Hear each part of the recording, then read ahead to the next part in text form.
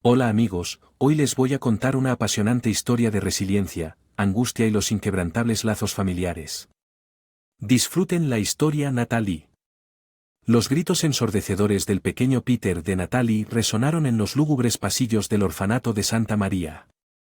El niño de 5 años se agitaba salvajemente mientras una extraña pareja con trajes baratos de poliéster metió en su destartalado sedán. Peter buscó desesperadamente a su hermana Natalie, de 16 años, y sus pequeñas manos agarraron el aire mientras gruesas lágrimas rodaban por sus mejillas enrojecidas. No dejes que me lleven, lo prometiste. Devuélvanlo, monstruos, Natalie gritó luchando contra el agarre de hierro de la señora Wilson, la cruel cuidadora con solden descuidado grabado. Cada grieta de su curtido rostro, las carnosas manos manchadas de nicotina de la mujer corpulenta se clavaron en los delgados brazos de Natalie hasta que estuvieron seguros de dejar moretones como la chica golpeó, cierra la boca, pequeña perra. La señora Wilson gruñó su aliento de café rancio y caliente en la cara de Natalie. De rostro agrio que acompañaba al hombre abofeteó a Peter con fuerza en su cara de querubín. Sigue aullando y empeorarás, siseó mientras una roncha roja florecía instantáneamente. En su mejilla el corazón de Natalie se hizo añicos cuando el hombre canoso del traje que no le quedaba bien finalmente empujó la diminuta figura de su hermanito al trasero y cerró de golpe la puerta oxidada. Se liberó del agarre de la señora Wilson por un momento fugaz corriendo y aferrándose a la puerta trasera. Manejar cuando el auto Yanker comenzó a moverse. Peter, te encontraré, te prometo que no dejaré de mirar. Ella sollozó histéricamente. Sus pies dejaron el suelo mientras el vehículo tomaba. El hombre sacó su brazo flaco por la ventana y le dio un revés brutal a un lado de la cabeza de Natalie, aturdida con estrellas que nublaban su visión, perdió el control y se cayó del auto, su cráneo crujió repugnantemente contra el pavimento agrietado. Natalie y Peter habían terminado en St. Marias, que carecía de fondos suficientes.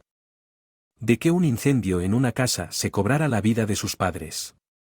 Vive apenas 6 meses antes, Natalie le había rogado al señor Johnson, el insensible director alcohólico, que los mantuviera juntos sin importar lo que él hubiera prometido, siempre y cuando ella permaneciera calmada y obediente. Ahora su vil mentira quedó al descubierto 4 largos. Después, el otrora vibrante y efervescente 16 Natalie, de 2 años, era una cáscara vacía de lo que era antes, rechazaba toda comida y bebida y yacía inmóvil en su catre sucio. Sus ojos atormentados eran incapaces de comprender la repentina e inexplicable ausencia de Peter cuando el personal intentaba forzar batidos de proteínas y lodos nutritivos de su sangrado agrietado. Los labios de Natalie simplemente se quedaron flácidos, su mirada vacía estaba fija en algún horror distante, solo ella podía ver su cabello enmarañado colgando de LLY en su cara mientras se distraía finalmente después de que dejó de responder a cualquier persona o cosa. Las enfermeras la levantaron por sus huesudos brazos para. La cabeza de Natalie se desmayó debido a los efectos combinados de la deshidratación, el hambre y su depresión abrumadora. Una ambulancia llevó a la niña de camas al hospital del condado. Permaneció catatónica atrapada en una pesadilla mientras su cuerpo esquelético estaba despierto. Conectada a vías intravenosas para mantenerla con vida contra su voluntad, se bombeó líquido nutritivo espeso y almibarado en sus venas para sacarla del abismo después de 3 tortuosas semanas. Los médicos del condado, con exceso de trabajo, habían hecho todo lo posible por la destrozada condición física de Natalie, pero su otrora brillante la mente estaba perdida en un miasma de depresión y trauma. No había pronunciado una sola palabra. La expulsión forzada de Peter. Sin otras opciones, los fríos burócratas que dirigían el sistema de bienestar infantil del Estado transfirieron a la niña muda y apática al hogar de St. Elizabeth para niños con problemas. Era poco más que un vertedero para huérfanos no deseados administrado como un manicomio improvisado. Natalie escribió obsesivamente página tras página en un andrajoso, tratando desesperadamente de hacer que alguien en la pesadilla de Santa Isabel entendiera lo que le había sucedido a Peter. Describió a la extraña pareja de la manera repugnante en que lo habían hecho. Trató a su hermano pequeño, sus súplicas frenéticas al personal del orfanato fueron en vano, los consejeros mal pagados y con exceso de Simplemente negaron con la cabeza ante los escritos crípticos de Natalie y sus desvaríos sobre conspiraciones, su apariencia descuidada y su comportamiento cada vez más errático, alimentado por la falta de sueño y una nutrición adecuada, la vieron rebotar al pabellón psiquiátrico del asilo Stidienas en un año si Natalie pensaba que el orfanato era un nuevo. Stidna resultó ser el purgatorio mismo. El complejo de ladrillos desmoronado de mediados del siglo XIX estaba helado en invierno y sofocantemente caluroso en verano, pasillos estrechos y lúgubres que conectaban estrechas habitaciones diurnas donde docenas de almas inestables fueron dejadas languidecer atendidas durante horas y horas, el descenso de 11 meses a la locura de la adolescente. Ella atacó al personal con brutales patadas en las espinillas y cabello salvaje, tirando de las ventanas rotas con sus puños desnudos hasta que sus nudillos quedaron destrozados y sangrando. Hizo lo que fue necesario intentar que alguien escuchara sus gritos, silenciosos pidiendo ayuda. Todo lo que quería eran respuestas sobre lo que le pasó a Peter. Corpulento ordenanza, la respuesta siempre fue los mismos brutales golpes con porra, inyecciones que dejaron sus extremidades sintiéndose como LED, horas y horas en confinamiento solitario. Su dura disciplina solo alimentó la manía de ojos desorbitados de Natalie. Ella existía en un estado perpetuo de miedo y desesperación. Solo la anciana enfermera Betty, una mujer regordeta de anteojos, un brillante aura de bondad, vio el dolor enterrado bajo el hacha destructiva de Natalie. La amable mujer tomó a la aterrorizada adolescente chica bajo su ala, enseñándole técnicas de afrontamiento y cómo comunicar adecuadamente sus necesidades, escribiendo en un cuaderno de composición que Betty le proporcionó a Ed durante 3 largos años después de ser liberada de Dimna a los 19 años. Natalie trabajó en una serie de trabajos de baja categoría como camarera en Greasy Spoons, empleada en tiendas de conveniencia, incluso durante un breve periodo como jornalero en una planta procesadora de pescado. Escribió cartas desgarradoras sobre su difícil situación a las iglesias, sociedades de ayuda legal, a cualquiera que escuchara con esperanza de encontrar a alguien que pudiera ayudar a localizar a Peter. Natalie saltaba entre refugios de mala muerte y moteles semanales deteriorados y sin quedarse en ningún lugar por mucho tiempo permaneció completamente consumida por la búsqueda de su amado hermano pequeño. Su rostro querubín y sus risitas contagiosas nunca abandonaron sus pensamientos. Por fin la sociedad de legales de Boston se apiadó de la trágica historia de la decidida joven después de revisar las resmas. Con la documentación que había recopilado sobre el secuestro de Peter, ayudaron a Natalie a conseguir un pequeño y deteriorado apartamento tipo estudio a través de un programa de vivienda para jóvenes desfavorecidos. El lugar era básicamente un antiguo armario. Escobas con un hornillo, pero era un techo sobre su cabeza para cubrir el $275. Alquiler mensual. Aceptó un trabajo de limpieza a altas horas de la noche en la sucia estación de tren del centro de la ciudad. Natalie trabajaba de 11 de la noche a las 7 de la mañana trapeando pisos, fregando inodoros y vaciando botes de basura que parecían rebosar de envoltorios de comida desechados y viejas revistas pornográficas. Por primera vez en años tuvo una base estable para continuar su búsqueda de Peter el pequeño Dank. El apartamento era su santuario, las paredes cubiertas de mapas, notas, fotografías y registros que detallaban su década. Trabajar durante las noches dejaba a Natalie libre para revisar registros públicos y los funcionarios del gobierno seguían cualquier pista tenue en su agotadora búsqueda para encontrar a su hermano perdido hace mucho tiempo. Meses después de su nueva vida de semiestabilidad, conoció a Roman, el encantador y apuesto anciano con un marcado acento de Brooklyn y el cabello liso y peinado con pompones que parecía ser a sus oraciones. Natalie quedó inmediatamente enamorada de sus suaves encantos y sus promesas de usar su riqueza y su inframundo. Conexiones para localizar a Peter si ella aceptaba ser su esposa. La joven desesperada firmó con entusiasmo el papeleo oficial que, según él, la convertiría en su esposa y socia en sus negocios, pero todo fue una elaborada por parte del estafador de lengua plateada hace apenas unos días. Después de la ceremonia celebrada en el deteriorado apartamento de Roman, él desapareció sin dejar rastro junto con los documentos que resultaron ser documentos que le transfirieron la propiedad del humilde apartamento de Natalie. Ella se quedó con nada más que el corazón roto, de sus fervientes besos y susurros. Palabras cariñosas ahora quedan al descubierto mientras más mentiras. Natalie también tenía una asombrosa deuda de $10,000 con los socios comerciales de Roman, unos brutos descomunales que disfrutaban abofeteándola cuando los pagos no se cumplieron. Devastada por la traición definitiva de Roman, su vida y su búsqueda en las ruinas, Natalie pasó 2 años en y fuera de la atención psiquiátrica y de los refugios para personas sin hogar. Su angustia por perderlo todo, combinada con su incapacidad para decir la verdad sobre la estafa romana a las autoridades, solo aumentó su angustia mental y desesperación después de tocar fondo por el fiasco romano. Una Natalie completamente arruinada y desesperada. En el camino. A punto de vivir permanentemente en las calles, sus fondos se agotaron.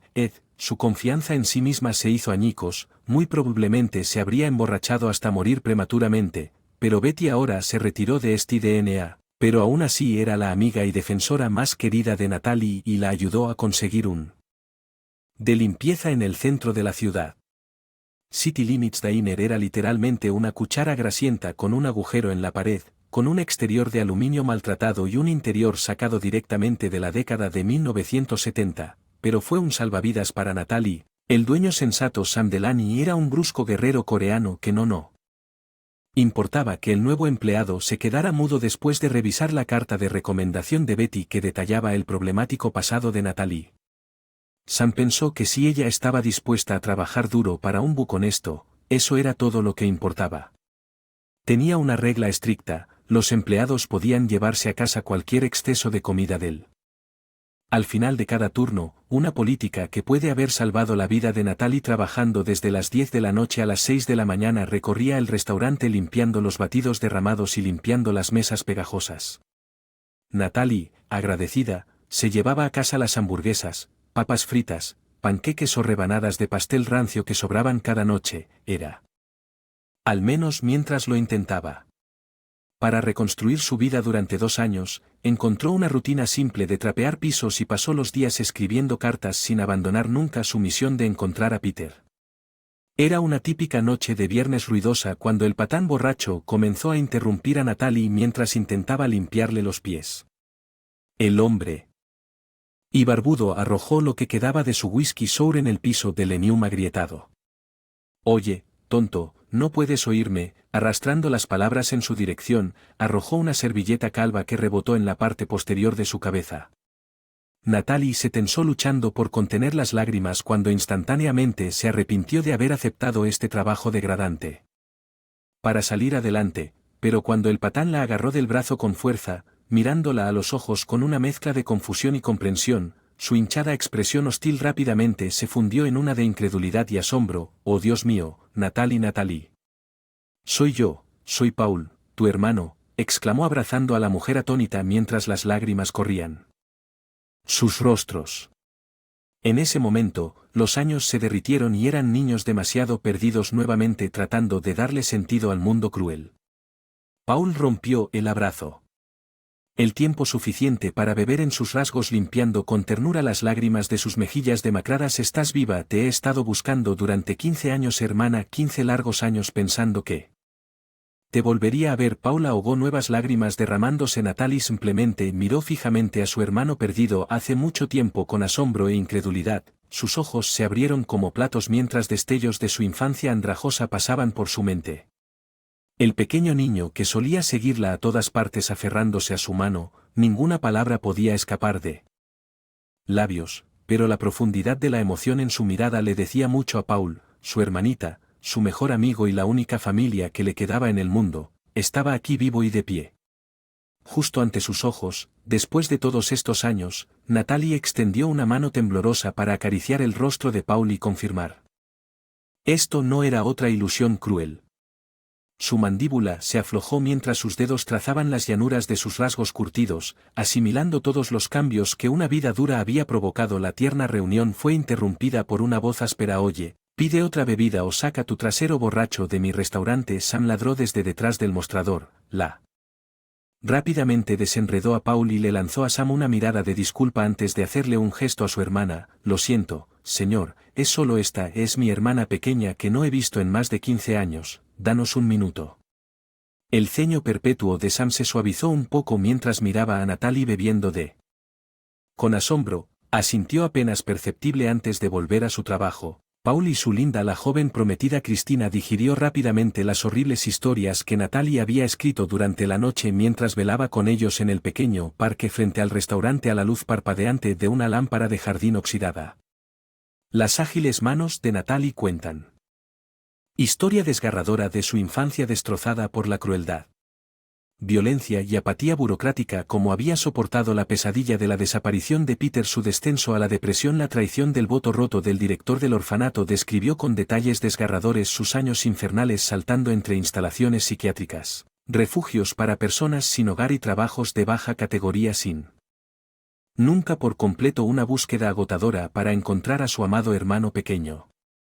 Las lágrimas corrieron por las mejillas de Cristina mientras leía los relatos de Natalie sobre cómo fue golpeada, muerta de hambre y esencialmente almacenada por el sistema que estaba destinado a protegerla cuando los primeros rayos del amanecer comenzaron a asomarse sobre el horizonte de ciudad. Los sollozos de angustia de Paul se mezclaron con los de Cristina cuando finalmente comprendieron el alcance total de los horrores a los que Natalie había sobrevivido. Los instintos de su hermano latentes durante tanto tiempo volvieron a la vida con un rugido de venganza que atrajo a Natalie a un abrazo feroz. Paul juró esa noche descansar hasta haber hecho recuperado por todos los años que se había perdido por fallarle cuando más lo necesitaba. Con la ayuda de Cristina conseguirían que Natalie recibiera la mejor atención psiquiátrica y terapia del habla disponible, sin importar lo que costara. Estaba decidido a escuchar la voz de su hermana nuevamente después de casi 2 décadas. Silencio forzado. 11 meses agotadores después de un tratamiento intensivo. Los límites de la ciudad. El restaurante tenía una nueva y sorprendente camarera trabajando en el desayuno con un brillante maquillaje bob hasta la barbilla que resaltaba sus pómulos altos, y una cálida sonrisa. La joven se movía con una confianza renovada, las ojeras desaparecidas y los ojos brillando. Un rejuvenecido entusiasmo por la vida, y lo más sorprendente de todo, mantuvo una animada conversación con cada cliente que cruzó las puertas del restaurante. Sam se paró en la puerta de la cocina con su delantal manchado de grasa, sonriendo con orgullo paternal ante la joven a la que le había dado una segunda oportunidad. Hizo una toma cómica cuando Natalie le dedicó una cálida sonrisa con hoyuelos, cepillando casualmente un mechón perdido de cabello castaño detrás de su oreja. Observó estupefacto cómo sus labios carnosos se movían animadamente mientras tomaba el pedido de un cliente saliente. Natalie, ¿puedes hablar? El anciano jadeó con su rostro arrugado, ceniza de incredulidad en los años que había. Para él. Sam se había encariñado inmensamente de la joven muda pero siempre diligente. Admiraba su resiliencia, su determinación de construir una vida para sí misma a pesar de la tragedia que había soportado, pero nunca en sus sueños más salvajes esperó escuchar su voz. Seguro que sí, Sammy, cantaba en un tono meloso sureño guiñando un ojo. Él con picardía. La simple frase era música para los oídos del anciano. Después de meses de comunicarse con Natalie a través de lápiz y papel, una sonrisa juguetona bailó en su rostro mientras continuaba. De hecho, tengo una pregunta para ti. Se inclinó con complicidad con sus duraznos y crema. Su tez se sonrojó de emoción. Sam. Que sus mejillas marcadas se ponían rojas mientras instintivamente se alisaba su cabello cada vez más escaso y entrecano. Una pregunta para mí, tartamudeó de repente sintiéndose como un adolescente incómodo otra vez. La sonrisa de Natalie se amplió hasta convertirse en una sonrisa radiante. ¿Cómo te gusta llevarme? Esta noche salgo a cenar. Conozco este pequeño gran italiano por el stand de la esquina donde había estado viendo de Tender Exchange. Paul sonrió de oreja a oreja mientras su hermana le lanzaba un guiño descarado en su dirección. Su corazón estaba a punto de estallar de orgullo y alegría. Hasta donde había llegado Natalie. Contra todo pronóstico, había encontrado su voz, su familia y tal. Amor.